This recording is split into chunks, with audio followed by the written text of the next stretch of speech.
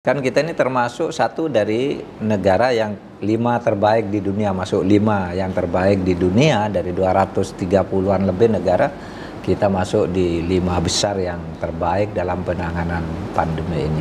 Di satu pihak ada orang perlu vaksin tapi juru vaksinnya belum ada, obatnya belum ada. Nah sesudah obat ada yang menolak lagi. Tapi semua kita atasi dengan baik. Nah sekarang orang pada rebutan vaksin. Saya yakin bahwa pemilu akan berjalan dengan baik gitu ya. Bahwa ada gejolak itu sudah bisa dihitung gejolaknya. Bahwa itu pasti terjadi dan tidak bisa dihindari. Apakah data itu bocor? Iya bocor. Saya sudah cek ke BSN, ke beberapa bocor. Tetapi yang bocor itu bukan rahasia negara, itu data umum. Terus mengenai kasus Ferdy Sambo nih Pak, kan setelah ini mulai terbuka dan akan segera masuk persidangan, bagaimana nih upaya Bapak dengan jajaran kepolisian mungkin meningkatkan lagi lah kepercayaan masyarakat?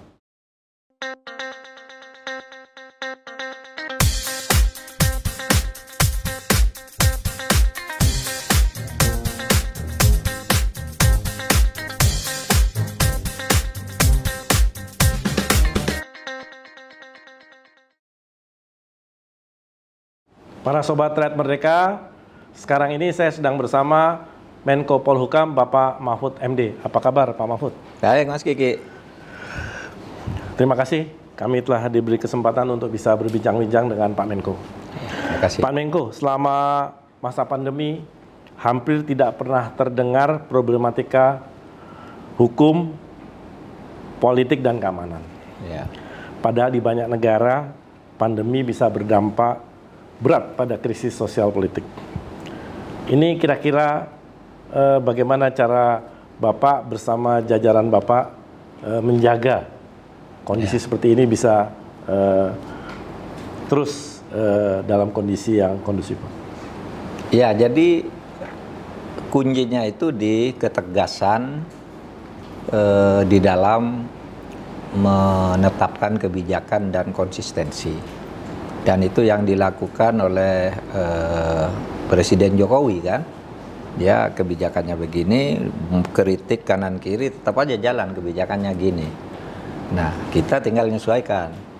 Kalau kebijakannya sudah jelas begitu, ya politiknya harus diantisipasi dengan cara begini. Misalnya bicara dengan parpol-parpol, situasi sosialnya saya bicara dengan tokoh-tokoh ulama, dengan tokoh-tokoh agama, tokoh adat, saya datangi semua, saya bicara perguruan tinggi, mari mengerti bahwa ini situasinya. Nah kontroversi-kontroversi yang muncul di tengah masyarakat, kita bicarakan misalnya dengan majelis ulama. Hukum, kita bilang tegas, siapa yang melanggar akan ditindak, tapi di dalam prakteknya, kita menggunakan pendekatan persuasif, tak sembarang menangkap. Tetapi ketika mengumumkan di publik ya hati-hati, Anda melanggar pasal sekian, undang-undang nomor sekian, kalau melawan kebijakan pemerintah di bidang penanganan COVID itu kan pemerintah tuh punya PCPEN ya, program PCPEN namanya, penanggulangan COVID dan pemulihan ekonomi nasional PCPEN. Nah kita katakan jangan langgar nih, ada pasal undang-undang hukum pidana, undang-undang kesehatan, undang-undang investasi dan macam-macam.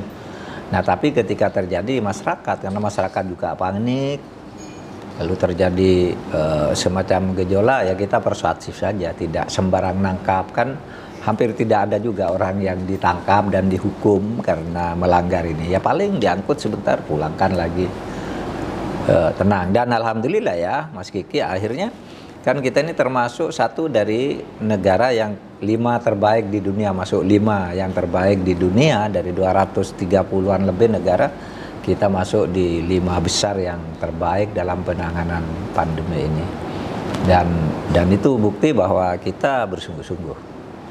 Dalam mengkonsolidasi kementerian yang di bawah koordinasi Bapak ya dalam menangani pandemi ini, apakah ada kesulitan tertentu Pak? Enggak ada kesulitan karena sebenarnya salah satu masalah kita itu sejak dulu masalah koordinasi. Nah di zaman saya nih ya koordinasi aja. Saya bilang, kenapa nggak boleh dong ada yang merasa ego sektoralnya terlalu tinggi.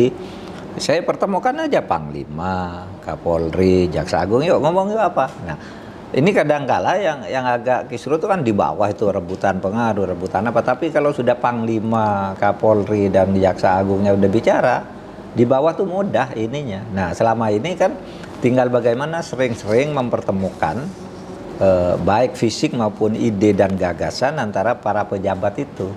Dengan misalnya untuk opini dan penggalangan kita dengan BIN, dengan Kominfo gitu. Kita lakukan koordinasi dan kita mendeteksi setiap apa yang akan terjadi karena BIN kita itu bagus gitu. Dia bisa mengatakan apa yang akan terjadi 3 hari yang akan datang. Oh, di sana akan terjadi ini, di sana akan terjadi ini. Lalu saya ke Polri, ini Pak antisipasi. Kalau itu nyangkut Pemda, saya telepon gubernurnya atau Mendagri gitu. Sehingga semuanya berjalan. Alhamdulillah berjalan baik lah. Termasuk Bapak dalam memberikan literasi kepada masyarakat yang anti vaksin gitu, Pak. Iya, iya. Bapak mengikut sertakan semua jajaran Bapak. Saya ikut sertakan semua jajaran saya. Yang mau berdebat terbuka, ya saya jawab terbuka juga biar masyarakat tahu bahwa kita ini. Misalnya kalau kita dikatakan itu bertentangan dengan ajaran agama, ya kita bicara dengan majelis ulama, lalu kita ini loh pandangan para kiai kan gitu, lalu reda. Sama ketika orang menolak vaksin gitu kan, ya kita kampanye vaksin. Yang paling susah tuh dulu vaksin di waktu Delta ya, bulan Juni tahun 2021 tuh gila itu, mengerikan, orang sampai mati di emper-emper toko. Sementara di satu pihak ada orang perlu vaksin tapi juru vaksinnya belum ada, obatnya belum ada. Nah sesudah obat ada yang menolak lagi. Tapi semua kita atasi dengan baik. Nah sekarang orang pada rebutan vaksin.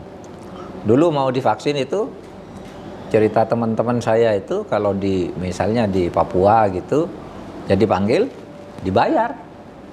Saya mau divaksin, enggak kerja sehari, saya sehari dapat uang dibayar oleh TNI gitu, untuk membangun kesadaran. Nah sekarang orang mau bayar. Iya. Masyarakat memburu vaksin sekarang. Oh iya, sekarang minta vaksin semua. Nah itu membangun kesadaran seperti itu. Dan bahkan tingkat kesadaran masyarakat kita untuk divaksin itu jauh lebih tinggi daripada masyarakat di Eropa dan Amerika Serikat, Pak. Sekarang iya.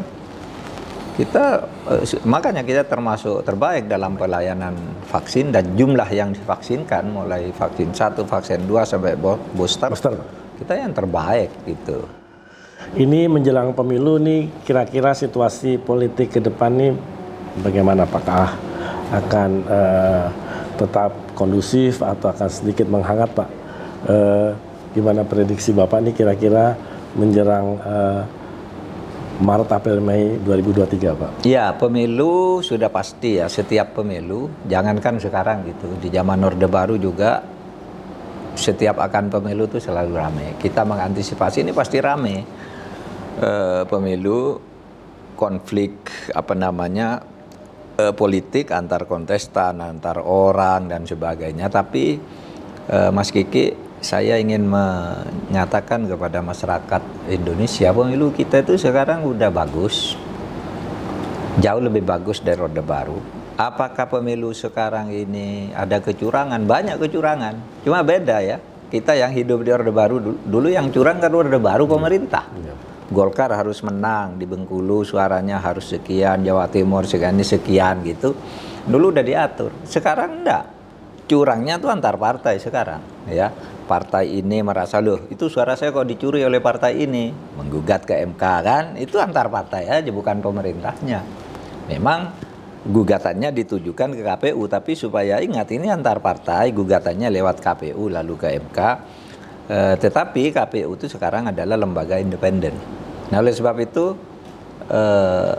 saya yakin bahwa pemilu akan berjalan dengan baik gitu ya. Bahwa ada gejolak itu sudah bisa dihitung gejolaknya, bahwa itu pasti terjadi dan tidak bisa dihindari. Oleh sebab itu gejolak kita sudah tahu. Ini sensitifnya pemilu akan terjadi pada bulan ini, minggu kesekian.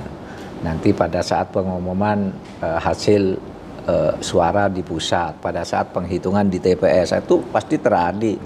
Letupan-letupan itu sudah biasa gitu. Tapi Bapak yakin dari pemilu ke pemilu nanti akan lebih fairness dibandingkan? Iya. Pasti akan begitu Pak ya? Iya, kalau dari sudut mekanisme dan jaminan penggunaan hak untuk memilih oleh negara pasti lebih fair. Dari sudut hukum lebih fair gitu ya. Tapi dari sudut kesadaran masyarakatnya sendiri itu tergantung pada bagaimana partai politik itu membina anggotanya gitu. Karena kadang-kala ada partai menggugat partainya sendiri. Misalnya ya saya sama Pak Kiki anggota partai, misalnya partai A gitu ya. Saya menang. Saya menang, Pak Kiki kalah, padahal Pak Kiki sekjen, saya hanya anggota biasa. Lalu menggugat partainya sendiri ke MK. Itu ada Pak, gitu. Jadi bukan pemerintah yang curang, itu partainya sendiri berkena. Itu yang harus digarap oleh partai politik agar lebih dewasa gitu. Harapan Bapak ini terhadap partai politik juga anggotanya yang ikut dalam kontestasi nanti, bagaimana nih mencegah polarisasi? Artinya harus ada kesadaran juga dari partai politik dan juga anggota partai politik itu yang ikut dalam pemilu. Kesadaran untuk mencegah terjadinya polarisasi, apakah memang itu tugas dari masing-masing partai ataukah memang pemerintah akan memberikan himbauan terus Pak supaya ikut sama-sama mereka itu? Ya sebenarnya itu yang paling penting. Tapi itu bukan fungsi menjelang pemilu. Kalau menjelang pemilu lah soal elektoral silahkanlah pilih ya siapa gitu. Itu urusan partai milih orang. Tapi yang penting itu tadi dua. Sesudah pemilu itu loh. Beyond 2024 itu harus ada jaminan bahwa polarisasi berdasar identitas primordial itu supaya diakhiri. Tidak ada gunanya dan tidak akan bisa berhasil di negeri ini. Tapi kita kan berkutat di sini. Yang kedua, bagaimana menata kesadaran masyarakat bahwa ancaman kita itu dari waktu ke waktu adalah soal korupsi dan pelanggaran penegakan hukum dan pemberantasan korupsi kita itu ya belum maksimal lah ya, masih banyak terjadi. Nah itu pikiran di luar elektoral itu sebenarnya. Itu lebih ideologis dan itu tanggung jawab pimpinan partai. Agar sesudah pencoblosan tanggal 8 Februari besok gitu, itu semua yang terpilih itu konsentrasi ke sana. Memikirkan bagaimana polarisasi itu bersih. Kalau pada saat kampanye mungkin agak susah ya menghilangkan itu. Tapi itu hanya bagian dari kampanye yang sifatnya ya merayu orang, mempengaruhi orang untuk milih. Tapi jangan sampai melampaui itu.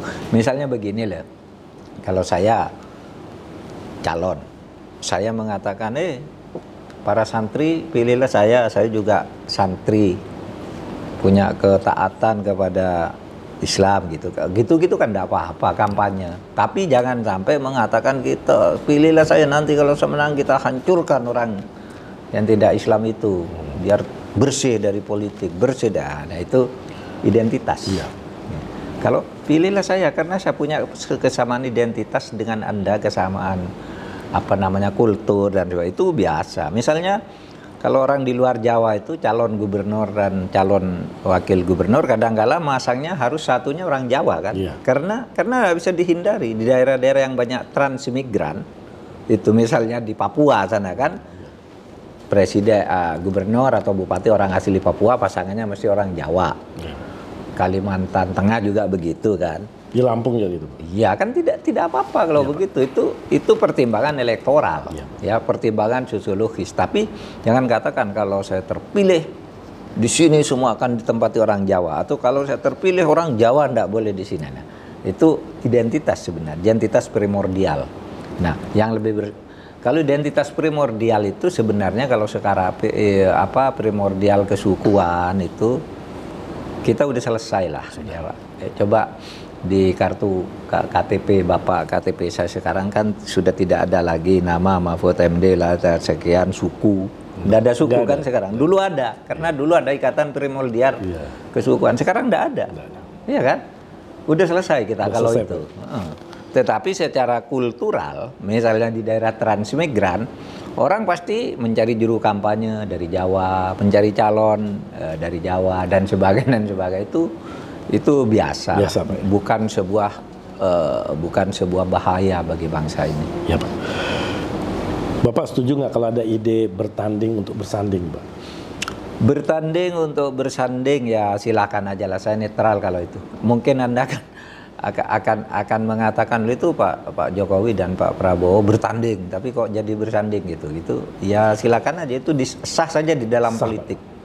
Sah saja di dalam politik. Dan kan karena banyak juga ya orang bergabung di kabinet misalnya ya, sesudah bertanding gitu lalu bergabung di kabinet.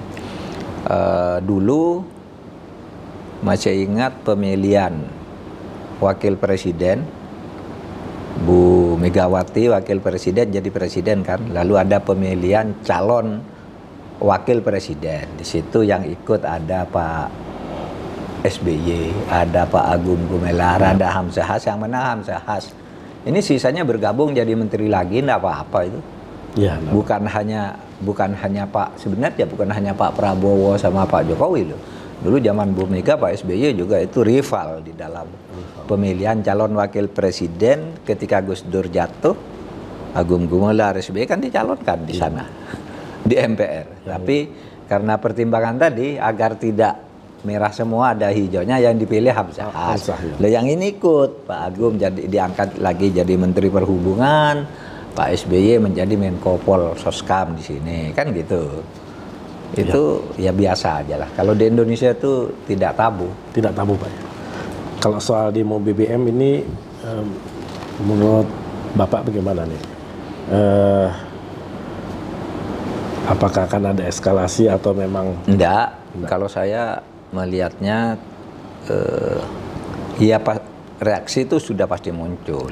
Ketika sidang-sidang kabinet itu sudah menghitung kita ini ada reaksi demikian, kemudian gimana caranya ya agar subsidi minyak itu tidak dikeluarkan tetapi dinikmati oleh orang kelas menengah ke atas, maka diberi misalnya bantuan langsung tunai aja itu kepada ini, yang ini tetap karena yang beli minyak ini kan orang punya lah gitu.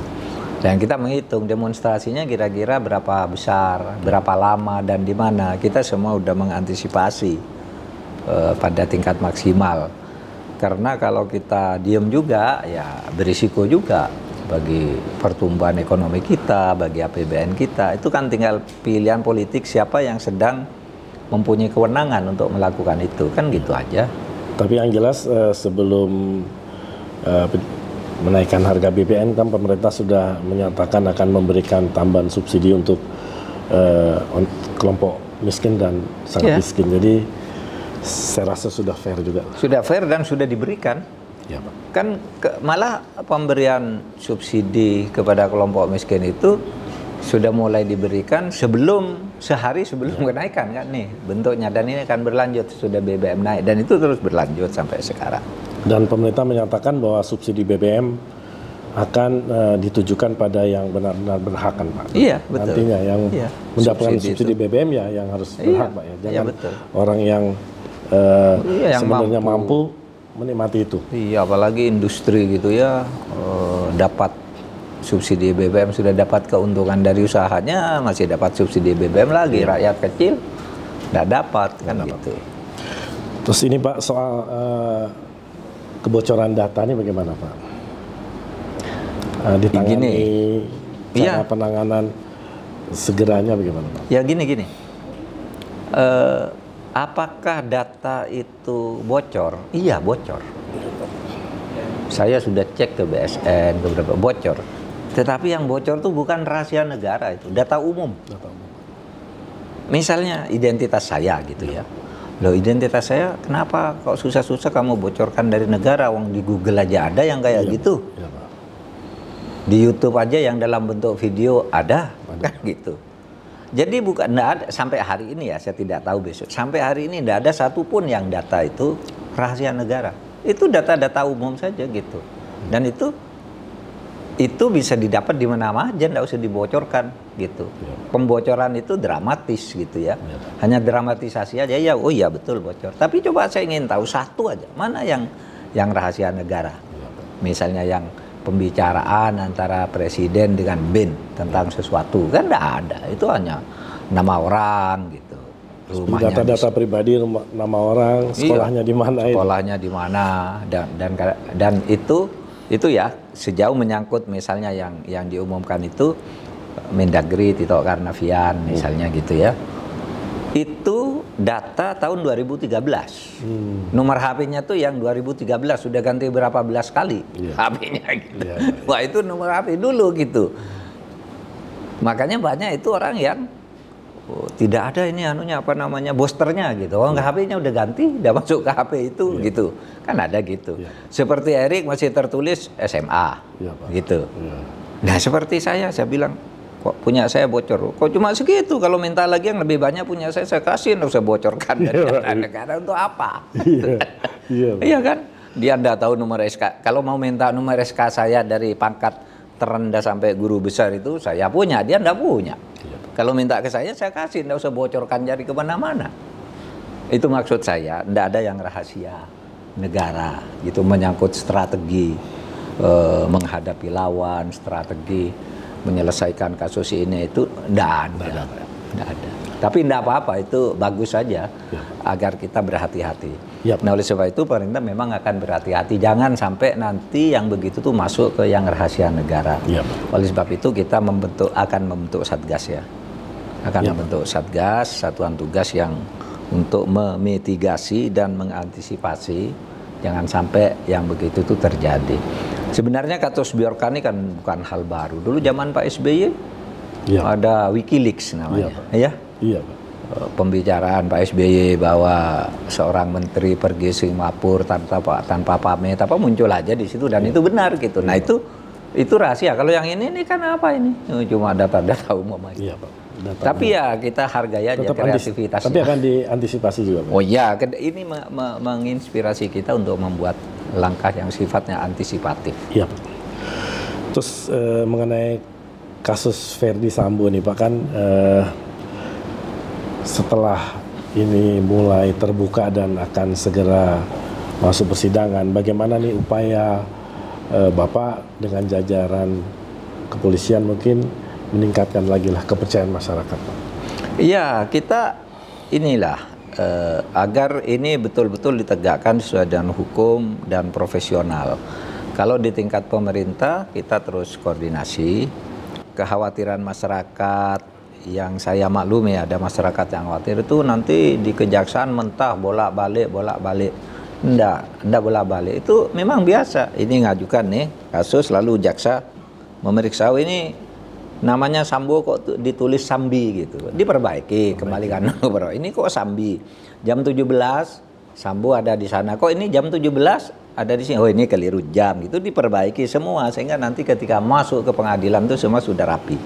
Dan kasus Sambo ini sesudah diserahkan oleh kepolisian P18-nya dikembalikan lagi, ya kan? Tolong ini diperbaiki, belum bisa P21, D21 itu artinya bisa langsung ke pengadilan. Diperbaiki ini dulu, salah ketik apa gitu. Oh, ini jarak Anda cerita jam 1 sampai jam 4 begini, lalu jam 5 sampai jam 7, jam 4 sampai jam 5 ini apa? Cari, masukkan. Yang begitu-gitu. Yang sekarang ini. Sehingga kalau di tingkat pemerintah oke, kita berharap nanti pengadilan bisa langsung paham terhadap apa yang kita sampaikan. Dan mudah-mudahan cepat tuntas, Pak ya. Mudah-mudahan cepat tuntas. Karena apa? Akhir tahun inilah, ini kan kita udah sibuk dengan pemilu ya. Jadi polisi sudah harus lepas dari urusan itu, sudah pengamanan pemilu. Biar itu jaksa dan pengadilan berikut. Sekali lagi terima kasih nih, Mas Kiki, terima kasih ya. Menko, para sobat RM, demikian bincang-bincang saya dengan Menko Polhukam Bapak Mahfud MD. Mudah-mudahan ini bisa mencerahkan kita semua. Terima kasih. Terima kasih Pak Gigi. Pak Menko, salam sehat. Wassalamualaikum warahmatullahi wabarakatuh. Waalaikumsalam.